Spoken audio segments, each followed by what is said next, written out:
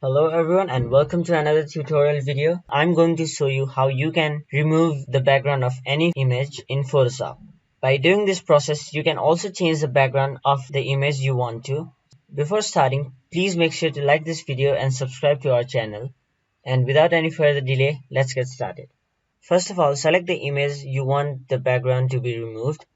Then, from the tool panel box, select Quick Selection tool and start selecting. If you make a mistake like I did here, you can zoom in and press Alt. If you press Alt, a minus sign will appear on the circle, which allows you to subtract your selection. Subtract your selection where you have selected more than you wanted to. And if you subtract too much, you can leave the Alt and again plus sign will come, which means you can add your selection. Keep doing this process until you get the perfect selection.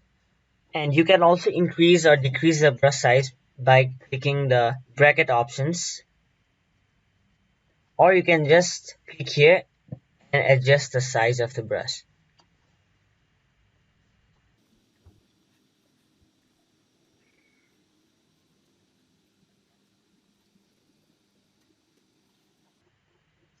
After selection, right click and tap layer via cut. Then if you hide the background, you will have successfully removed the background. And after clicking the move tool, you can move this to another background. For example, I have downloaded a background image from Google and I'll open it in Photoshop.